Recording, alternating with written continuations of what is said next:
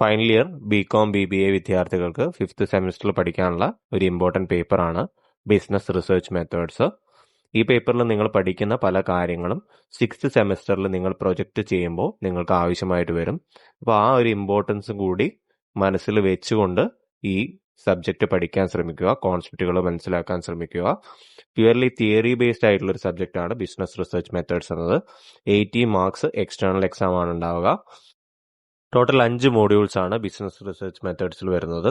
First module business research ആയിട്ട് ബന്ധപ്പെട്ടതാണ്. Second module research design ആയിട്ട് ബന്ധപ്പെട്ടതാണ്. തേർഡ് മോഡ്യൂൾ ഡാറ്റ കളക്ഷൻ ആയിട്ട് റിലേറ്റഡ് ആയിട്ടുള്ളതാണ്. ഫോർത്ത് മോഡ്യൂൾ ഡാറ്റ പ്രോസസ്സിംഗുമായിട്ട് ബന്ധപ്പെട്ടതും ഫിഫ്ത്ത് മോഡ്യൂൾ റിസർച്ച് റിപ്പോർട്ട് പ്രിപ്പറേഷനുമായിട്ട് ബന്ധപ്പെട്ടതുമാണ്. ഒരുവിധം പഠിക്കുന്ന എല്ലാ വിദ്യാർത്ഥികൾക്കും തന്നെ നല്ല സ്കോർ നേടാവുന്ന ഒരു സബ്ജക്റ്റാണ് ബിസിനസ് റിസർച്ച് മെത്തേഡ്സ് എന്നത്. മുൻവർഷങ്ങളിൽ നമ്മൾ പഠിച്ചിട്ടുള്ള പല ടേംസും കോൺസെപ്റ്റുകളും രണ്ടാമതും ബിസിനസ് റിസർച്ച് മെത്തേഡ്സ് പേപ്പറിൽ വരുന്നതായിട്ട് നമുക്ക് കാണാം. അങ്ങനെയുള്ള ടേംസ്, കോൺസെപ്റ്റ് തുടങ്ങിയവ റിഫ്രഷ് ചെയ്യുക.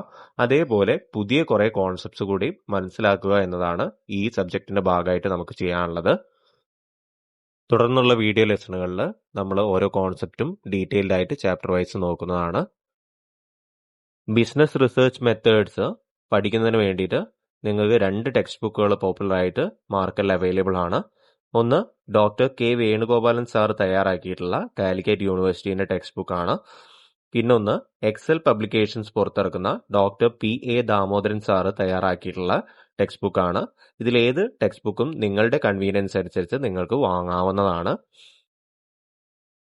നമ്മുടെ വീഡിയോ ലെസൺസ് സിലബസ് ഓറിയന്റഡ് ആയിട്ട് തയ്യാറാക്കിയിട്ടുള്ളതാണ്. സിലബസിൽ നൽകിയിട്ടുള്ള എല്ലാ കോൺസെപ്റ്റുകളും ഏറ്റവും എളുപ്പത്തിൽ എല്ലാവർക്കും മനസ്സിലാവുന്ന രീതിക്ക് എക്സ്പ്ലെയിൻ ചെയ്യാനാണ് ഓരോ വീഡിയോ ലെസൺസിലും ശ്രമിച്ചിട്ടുള്ളത്. തുടർന്നുള്ള അപ്ഡേറ്റ്സിനായിട്ട് ചാനൽ എല്ലാവരും ഫോളോ ചെയ്യുക.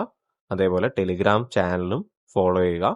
നമ്മുടെ ഷോർട്ട് നോട്ട്സ് തുടങ്ങിയിട്ടുള്ള കാര്യങ്ങളൊക്കെ ടെലിഗ്രാം ചാനൽ വഴിയായിരിക്കും ഷെയർ ചെയ്യുന്നത്. Thank you.